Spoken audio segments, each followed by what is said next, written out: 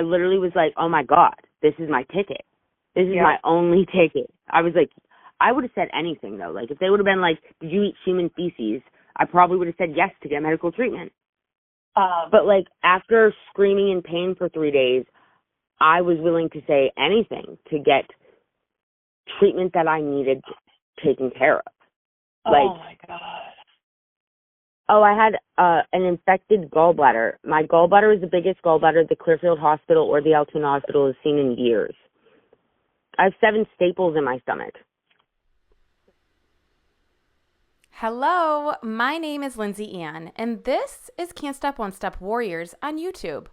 If you haven't already done so, you guys, please click my logo below and subscribe to Can't Stop One Step Warriors. It's free, and your subscription will help get Jennifer Medzie's story to more people who are going through a similar situation. Maybe someone listening is in an abusive relationship or is witnessing abuse and doesn't know what to do or what their consequences might be for not reporting it. Please like and subscribe. So in episode 23, you heard about Jennifer's sentencing hearing and how unprepared she felt. This week, you will hear more from Jennifer herself regarding the process of getting transferred from county jail to state prison. You will also hear from 2 former inmates and their recollection on that process as well.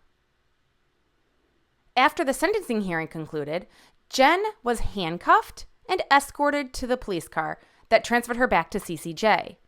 This is what she recalls. Obviously, I was still crying. I think I cried for like days. Oh my gosh. But then, everything got better. Everybody was talking about state and how it's so much better than county. I've heard that before, and after some research on my own, I found the following responses when people were asked if county jails are worse than the state prisons in the United States. One person's reasoning for preferring state over county is this, quote, "The corruption. Jails are less scrutinized, especially small county jails. I've seen more abuse and violence in the county jail than in my entire time in prison. It's a melting pot from hell," end quote. Another response was this, quote, "Absolutely, county jail is worse than prison. In my experience, at least it has been. I've never met anyone that said the opposite either. County jail is small, enclosed, and the time just drags on slowly. Everything in county jail is worse than prison. Even the guards seem to have more attitude and less training," end quote. And then one more person said, quote, "County jail is much worse than prison. I'd rather go to prison for a year than do 4 to 5 months in county. And I wouldn't even have to think about it. I've seen people sign plea agreements that weren't favorable just to get out of county. I've seen people who I believed were innocent sign a guilty plea to get out of county jail," end quote. So I personally have never been incarcerated, but I do know a lot of people who have. And many of the stories I hear about county, specifically Clearfield County Jail, are inhumane, cruel, unethical, and blatantly unlawful. Getting rid of Tristan Trix Cruz is not going to fix the problems at Clearfield County Jail. There are alleged drunks working there. There are guards allegedly bringing the drugs into CCJ. In fact, you guys, I was told a counselor was walked out last week for bringing snuff and or pills into the prison. There are COs allegedly instigating fights for their own pleasure. In fact, listen to what one former inmate told me. She stated, quote, And another thing, I did almost a year in Clearfield. My entire pregnancy, actually. And I promise you, they put them on the same block for a show.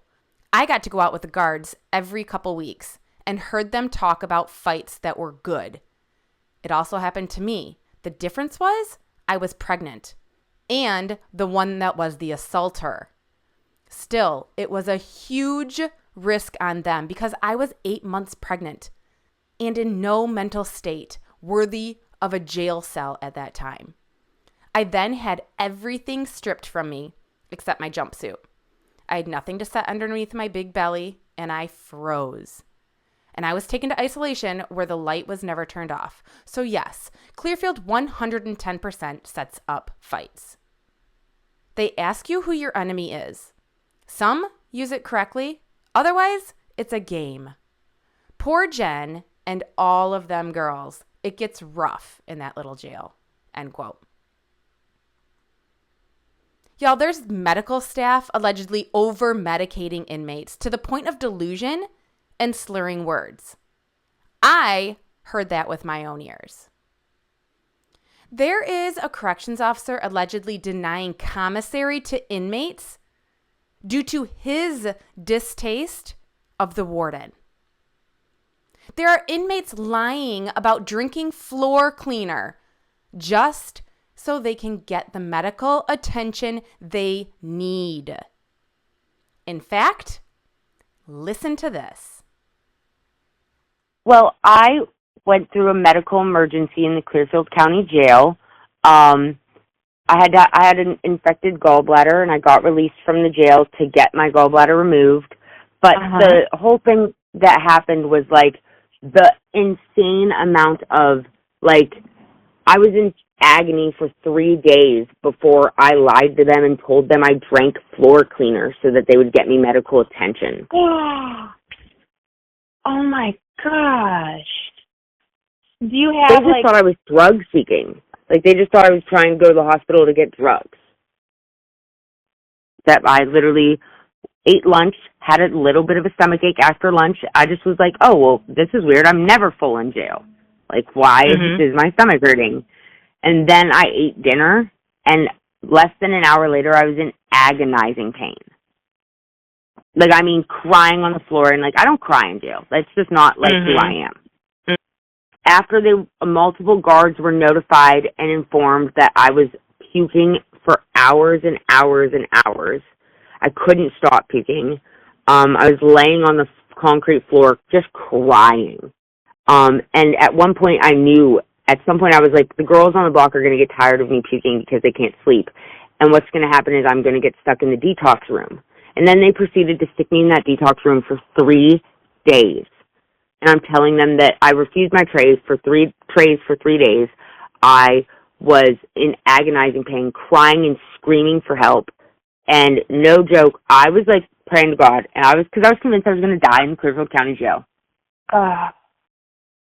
Well, like, once I was in detox, I was in a cameraed room, like a always cameraed room. So I was no longer, and I didn't have a pen because they took me off the block and I didn't have anything. So I couldn't request anything because they won't even let you use their pen to fill out a pen form or fill out a form.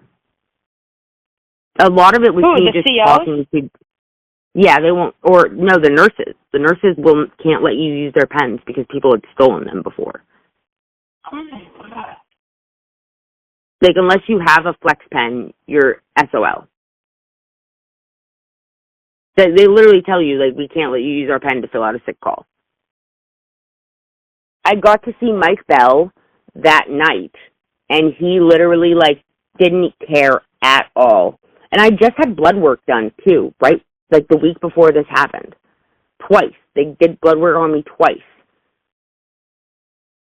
So yeah, because I got to see the doctor as well. I saw Mike Bell a bunch of times. I saw every nurse because it was like 4 days of me begging for medical attention.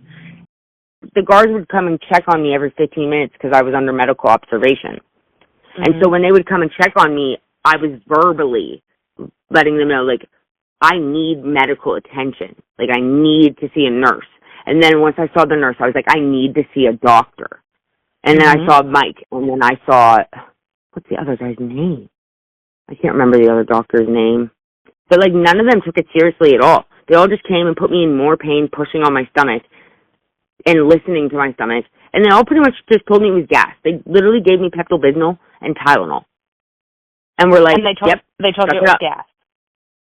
Yeah, they were like, suck it up. It's gas. And that's when is all in a recorded room. Well, yeah, there's a camera that's on you 24/7 when you're in medical observation. And that's where all this happened. Like this is when the doctor came in. This is when the nurse came in. This is when the COs. Yep. And this is that where you were puking and in that same. Yep, and that's where the warden came and spoke to me too. Okay, what'd she say? The warden pretty much was like, Kramer never told me that you drank Vindicator. And because I told the guard at 2:00 in the morning told me that my trustee had said that I had talked about drinking floor cleaner on the block because a girl on the block's boyfriend had done that and like almost died.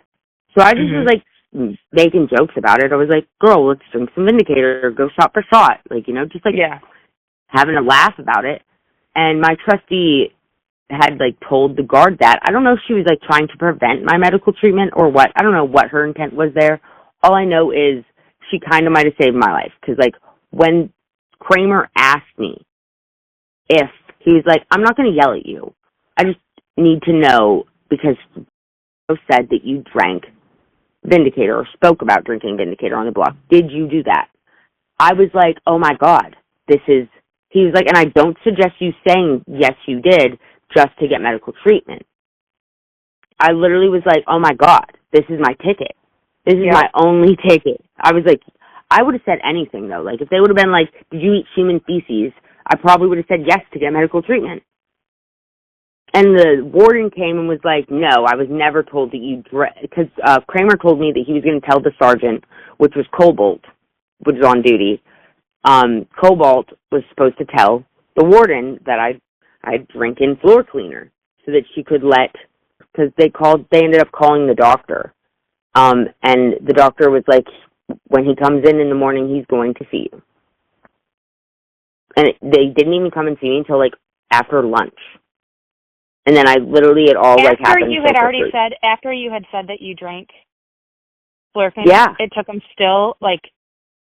Yeah, and I didn't get pickle suited, and they didn't pickle suit me until the warden came and bitched me out. And all Krisha bitched you out because she thought that you drank floor cleaner, and she was pissed that you did that.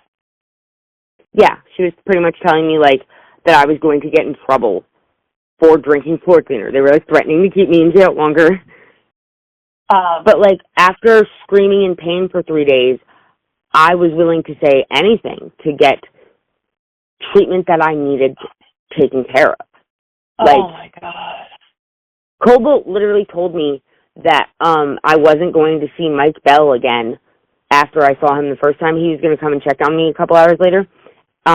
She literally said I wasn't going to see Mike Bell again that first night of me being in detox under medical observation because I was sticking my fingers down my throat to throw up because it was the only thing that made me feel better to relieve the pressure in my stomach. Yeah, for sure. I don't know Mike I said Bell. It's not a fucking crime to make yourself puke when you feel like you're dying.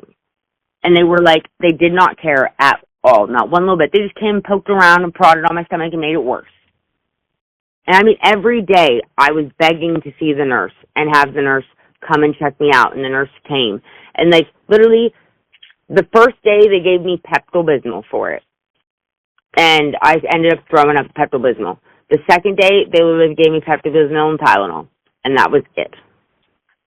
It was the fact of the matter that, like, they didn't want to foot my bill, and we've also been on lockdown so often because of being short-staffed recently. Right. That that's what I've heard. They didn't want to send 2 guards to the hospital with me. So it was like a whole big thing of like they just didn't have the resources. It was awful and horrible. And then they released me from jail after I told them that I drank the cleaner. And after the warden, after Camel Oaks was like going to tell me that I was she was like, oh, yeah, you're totally not going to get out on time when you come into my jail and drink floor cleaner. And it was like, and then they released me because I was only being held on domestics. And they took me down there, put me in my civilian clothes, and sent me on my way in the ambulance. Because they didn't want to foot my medical bill being county property. I bet they thought you were going to die, and then you would have died in the hospital because they released you. You weren't under their care. It's so sickening. Yeah. So I no longer was county property. Yes. So it wasn't their responsibility. Okay, and they didn't have to answer any questions about it. You know, it wasn't, so there was no questions about it. It would have been, oh, she had a medical issue and it was too late. Yep. Is what I assumed they released me. So they called the ambulance? Yep. And the ambulance came and got me at the jail and took me to the Clearfield County Hospital. But before they got you, Krisha released you? Yep. Which that's unheard of. Have you ever heard of that before? Yeah. Never. Like, so they sent me to Clearfield. Like, I got into the ambulance, and this is the audacity for me. I got into the ambulance, and the EMTs were, like, asking me what was happening, and I told them that, like, I was honest with the EMTs because I didn't know what was going to happen because I told them I drank floor cleaner. Yeah. I was like, I didn't drink floor cleaner, and the EMTs let the jail know that I had not drinking floor cleaner, and the jail told them to bring me back. And the EMTs were like, no, we're not going to do that. I was in Clearfield for, like, the Clearfield Hospital for 2 days before, because Du Bois didn't have any beds, and they almost sent me to Pittsburgh because they couldn't find any places with beds open that could take me for surgery. Yeah, the Clearfield Hospital transferred me to Altoona. I literally never even, like, got to leave the hospital. Like, I went from the jail in an ambulance to the Clearfield Hospital, from the Clearfield Hospital in an ambulance to the Altoona Hospital, where I was released from the Altoona Hospital and my grandmother came and picked me up. Oh, I had an infected gallbladder. My gallbladder is the biggest gallbladder the Clearfield Hospital or the Altoona Hospital has seen in years.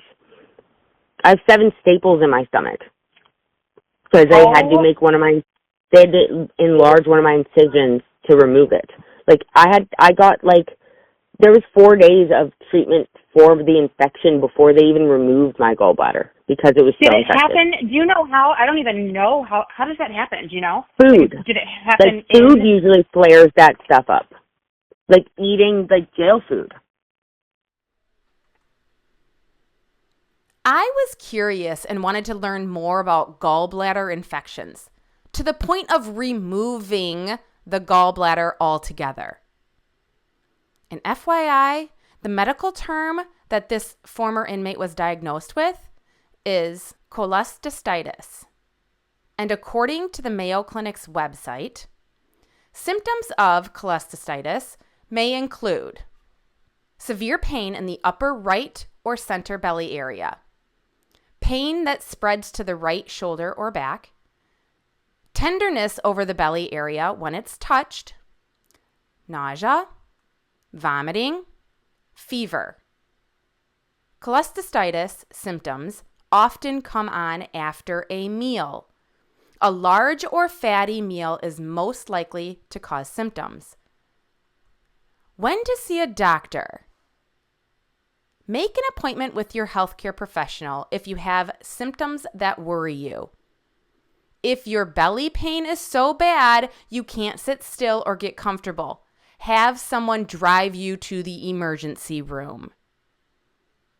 If not treated, cholecystitis can lead to serious complications, including infection within the gallbladder, death of gallbladder tissue, torn gallbladder. And eating foods high in fat and low in fiber may raise the risk of gallstones. To lower the risk, eat a lot of fruits, vegetables, and whole grains. That sounds exactly like what she was telling the doctors, as well as showing the signs while in CCJ. I don't know what she could have done to get proper medical attention. I wonder what the credentials are for Mike Bell, the other nurses, and the doctor at Clearfield County Jail. In my opinion, they should all be fired due to a high liability risk for the county.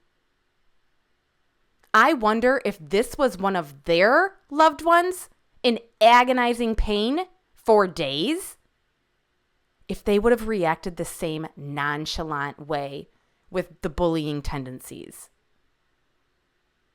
Thank goodness the doctors at the hospitals were great to her and believed her.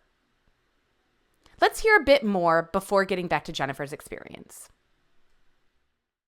And my doctor was like really great, super great doctor, awesome lady.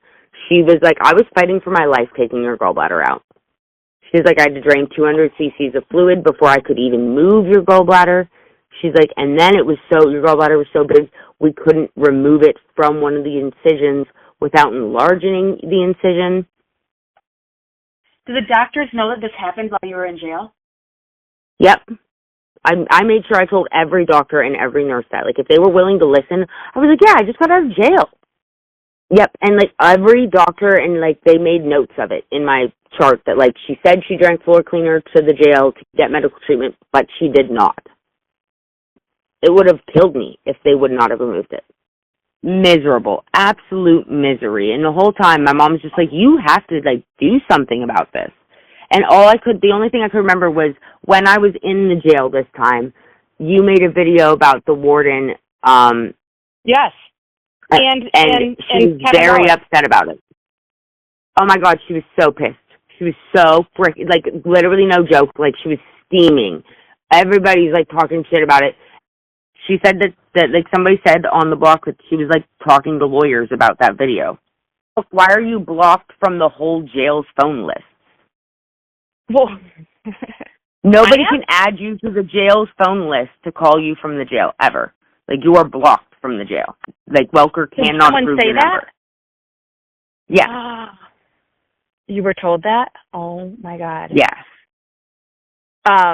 Yeah. Well, yeah, because I like literally no joke. Like, because she doesn't want people to be able to call you from the jail. Yeah. To let you know like there's fucked up shit going on. She was just because like I was like, who's the can't stop won't stop lady? Because I'd never even heard of you. How did you? Until I was in. Oh. Go ahead, sorry. Because the girls in the jail were all buzzing about the video that you made and how the warden was so pissed about it. Like, it was like a whole thing in the jail. Like, it was a whole thing. Like, everybody was talking about it. It was hilarious. Even if I'm treated like a person in jail. Right. Right. Not an animal or some shit. Like, there's girls on the block drinking each other's puke to get high. Like, that's not even human. That's, like, animal behavior. Yes. Like, that happened while I was in the jail. And the girls that drank the girls' puke were in the hole for, like, almost 20 days. And the girl who threw up the fucking puke was in the hole for 2 days. And when I was in the hole, one of the guards gave me a staple in my mail, too. I had to give it back to him. I said, take the staple out of this. And I was on suicide watch. I said, take the fucking staple out of this. Yep. And then there's like a deaf girl on the block, and she's just like homeless, and that's why they won't release her. And they finally got her hearing aids in the jail, but now they won't replace the batteries in them. Like, it's a shit show. Like, it's a literal, absolute shit show. Holy shit. It's awful. Yeah, and then there's girls on the block, like, pressuring the deaf girl into pocketing her meds so that they can sell her or they can trade her pills for commissary. Because the deaf girl doesn't get commissary. But she gets, like, 1,000 milligrams of Seroquel. What the fuck is going on, Krisha? I understand that this is jail. But the inmates are humans, not caged animals or punching bags for the COs. Why aren't you more focused on rehabilitation than it appears you are with demonizing the humans locked up in your facility. Y'all, I have attended a couple prison board meetings in Clearfield County, and they are a complete joke, in my opinion. Frederick Ammerman, Tim Winters, John Sobel, and Dave Glass are all old white men that should be in prison themselves, in my opinion, for allegedly turning a blind eye to the corruption happening in their own county. It makes me sick. Let's get back to Jennifer and her transfer from county to state prison. And you never know whenever you're going. Everybody says that your phone's going to be off the night before. Well, they weren't. And they just woke me up one morning and said, pack your stuff, you're going. And I was fine until I got to Muncy and, settled into, the room, and then I lost it. I was farther away from my family. This is a call from. The drive to SCI Muncy was about an hour and a half, and Jen was transferred with another inmate from CCJ. This is what Jen recalls once she arrived at Muncy. You're in blues. It's like classification. And you have to do, this test. I don't know how many questions it is, but I feel like it was a lot to see if you need to do any programming, if you're a druggie, if you're alcoholic, if you have anger problems. Yeah, you're always with somebody. They like to have you bunked up because there's too many suicides lately. So you're always with somebody. You're hardly ever alone. Well, once you're done in blues, then you go to Browns and you're able to actually work and really roam around on the campus. So you guys, I was able to connect with a former inmate. And this is what she recalls about her time at Muncy and what that process was like going from blues to Browns. She gave me permission to play this recording, but requested her voice be altered. Take a listen. Yes. Whenever you go into blues, you're in a cell 23 hours a day. You're let out you can make your 15-minute phone call, get a shower, and if you have enough time, then you can sit and talk to other people in the day room area. Other than that, you're not allowed out of your cell unless you have a medical appointment.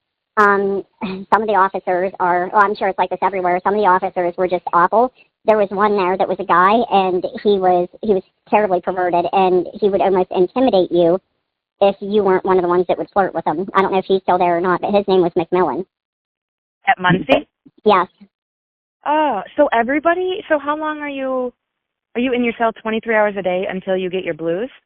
Or Browns, yes. I mean? Yes. And then if you're lucky enough, you can get what they call a unit detail job. And with the unit detail jobs, you can come out and you, on cleaning day, you push around the mop bucket, broom, and the bottle spray cleaner, and you take that from cell to cell and stand there and let the cell use it, for 5 minutes if they're lucky. You gather up trash from the cells and take it down. You can push the trash cart over to the dumpster. Laundry, whenever laundry comes back in, they call you out of your cell. You go out to the day room and you fold it on the tables and you take it around and hand it out. And then you can also do the serving of the food, because what happens is they'll cook it over at the chow hall, and then they'll bring big pans of it over. And then if you're a unit detail, you'll stand up at the serving line and put the food on people's trays for them. But that's the extent of it. You don't get paid for that there. You get GLP, which is called the General Labor Pool. And whenever I was there, it was $13 and some cents per month. And then they take the 25% out towards your fines and costs right off the top of that. So, that's your life while you're in blues.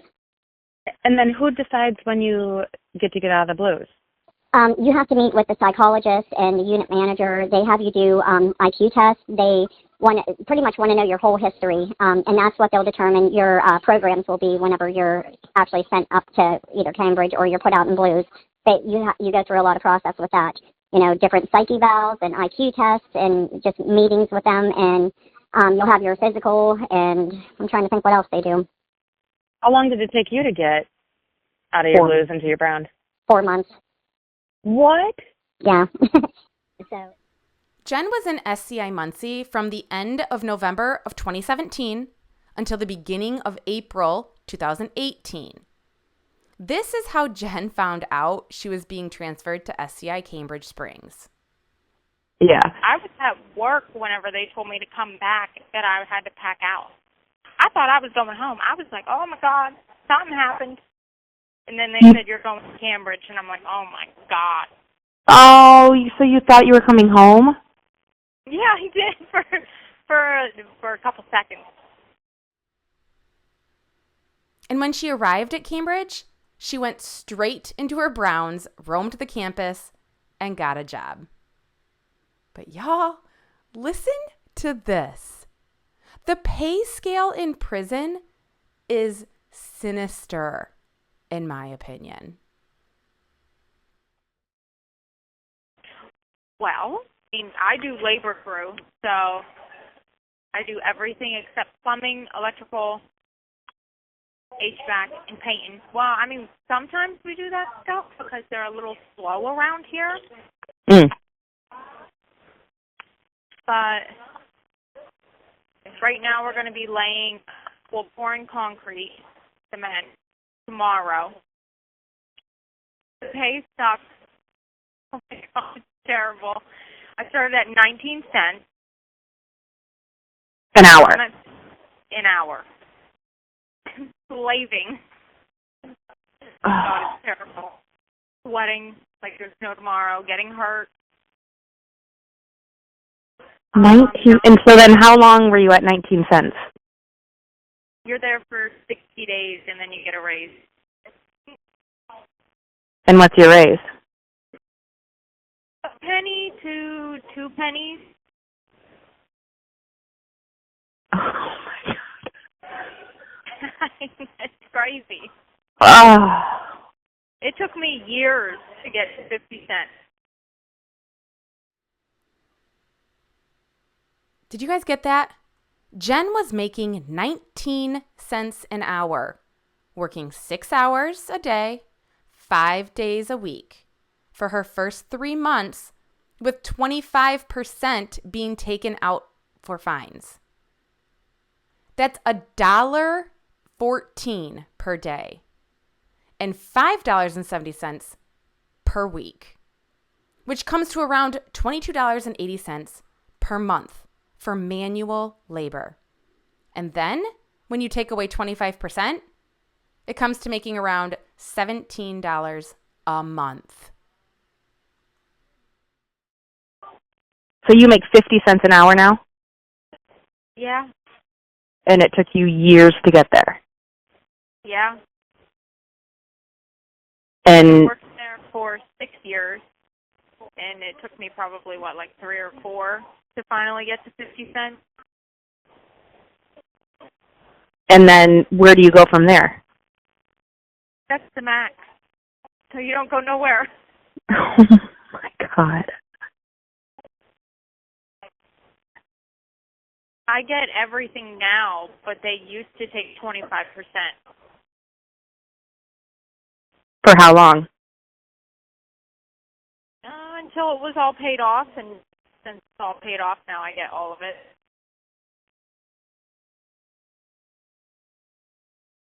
Yeah, it wasn't even enough to pay cable at the time. That was $17. Now cable went up to $22. I couldn't even pay cable. Like, we're putting together the Scandinavian unit now, and it's a lot of work. A lot. Thank you for using Securus. All right, bye, girl. So Jen is now at the highest level of pay, making 50 cents an hour. You heard her say that they're currently building a Scandinavian unit at Cambridge. I've done some research about this project, and from what I know about it at this point, I think it's an incredible opportunity. Take a look at this news clip. In 2019, some prison guards from Chester, Pennsylvania state system traveled to Norway with one goal in mind: to learn more about the European approach to corrections. And our Kara Jeffers has that story tonight. They're not going to treat you bad while you're incarcerated. You know, your punishment while you're away from your friends and family. And we look at it as that's how it should be here. With that premise in mind, Chester's prison guards came home and reorganized one of the prison blocks. The unit is called Little Scandinavia. The first major change is the prisoner-to-guard ratio. Working over here isn't as stressful as working other blocks. Other units, it's one officer to 126, 128 inmates. Here, it's 3 officers to a total of at most 64. Another major difference, inmates get their own cell. I spoke with a prisoner who shared how privacy matters. To be in your cell by yourself and have that peace and that comfort without, lashing out on somebody or anything like that. The physical look of the block is also different. If you're in the typical prison unit, it's dark, it's industrial, floor is gray, the walls are gray. It's just not Scandinavia.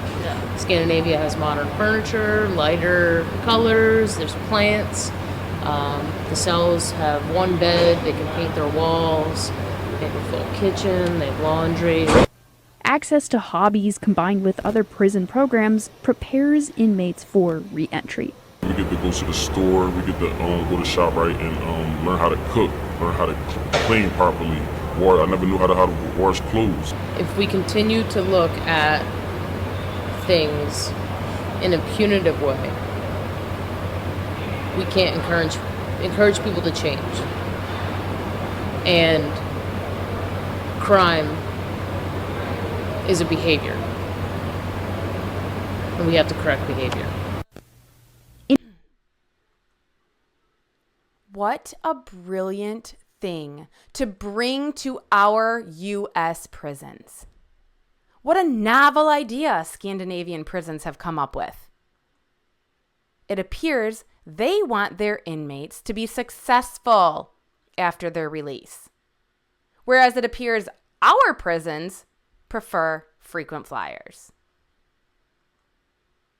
I wanted to know from Jen if it was like the TV shows when an inmate has a mattress and walks into the block and all the other females are just looking at you and wondering who's coming in. Yeah, you're like fresh. So it's kind of nerve-wracking. But, I mean, you get used to it. This is where you're living for the rest of your time. I lived on basically every unit. So there's some units where you have yourself plus 3 other cellies, or you could have 5 other cellies plus yourself, or just you and somebody else. I mean, I live everywhere. Oh, my gosh. I've had a lot of cellies. Okay, so with about a minute left on our phone call, I asked Jen what a typical day is like for her. 6:15, that's count time. So I just get up and get ready. You have 1 minute left. And then I go to work at 8, come back at 11, go to lunch, go back to work at 1 until 3, and then I shower at 3:30, and the nighttime I just hang out. And what time is lights out? 9 o'clock is like the last count. Okay. So usually then. It makes me absolutely sick every single day, knowing that Jennifer Medzie should not be where she is. And I will not stop fighting for her release.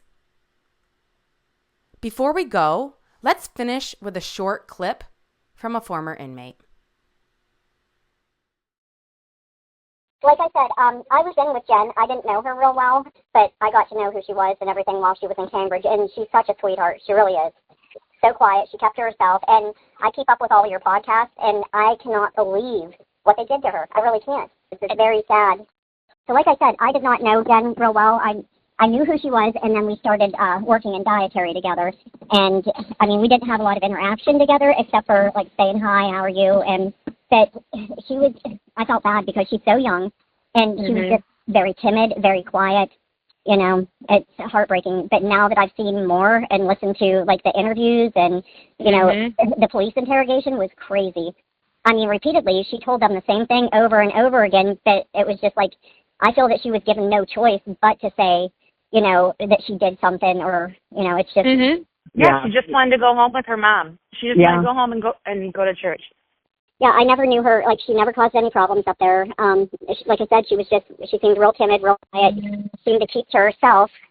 You know, didn't really bother anybody. I don't even know.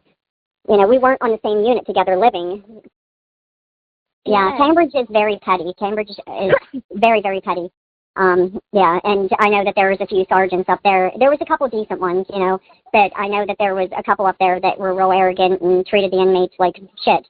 And I remember the one, his name was Sergeant Deal. He was up in the chow hall the one day while we were eating up there.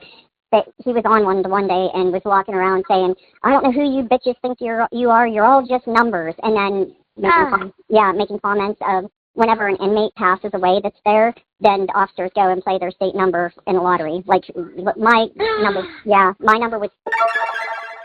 So if I would have passed in there, it's like they would play. But yeah, those comments were made too. It's very degrading. Very degrading, demeaning. Like I said, there are some decent officers, but I guess it was before I got there. But this one girl from back here, she's from Jefferson County. She actually had a lawsuit against them because she was having sex with him in an elevator down at the education building, and I guess it had gotten found out, so she was punished for it. And she said that, you know, he had cornered her on several different occasions, and that's how that took place. So yeah, she ended up winning the lawsuit against them. Yeah, he still can't be working there, is he? I cannot remember which officer it was. At the time, yeah, he was still there. Yeah, I don't know whether he is still or not. I can't remember which one. Yeah, it's crazy. There's so much more that goes on there than, like, people that have never experienced it, or, you know, some people that just think all the law is great. You know, they just would never believe the stuff that happens there. Did you feel like if you wanted to get drugs, you could have? Oh, absolutely.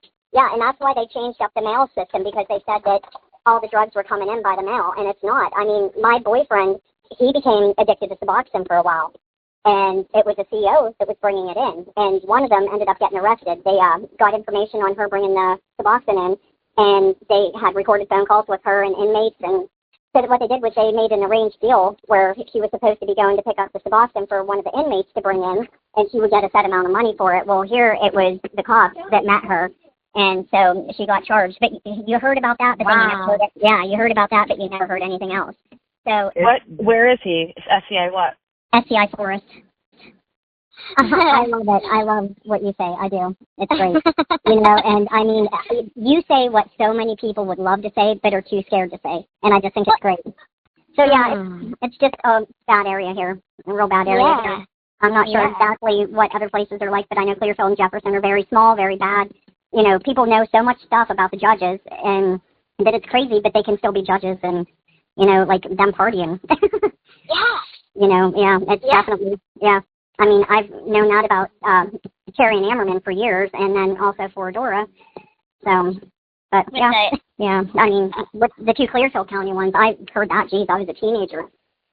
But yeah, like I said, with Jen, you know, I didn't know her very well. I just knew of her, and then had worked with her at dietary for a little while, and I just my heart breaks for her. You know, she doesn't deserve to be there, and I don't understand why they haven't investigated Cody more. I just got one interview, and that was it. It just, I don't understand what did they have against Jen to be so hard and point fingers at her? So many people have failed Jennifer Medzie and Sophia Margaret Hoffman. As of this episode, Jennifer is the only person to be convicted for this sweet baby girl's death. And she's currently sitting in SCI Cambridge Springs, serving her 9th year of a 20 to 40 year sentence for third-degree murder. Thank you for your support. And please, you guys, please don't forget to like and subscribe to Can't Stop, Won't Stop Warriors on YouTube. It's a free and easy way to help get more awareness out about the corruption happening throughout this country.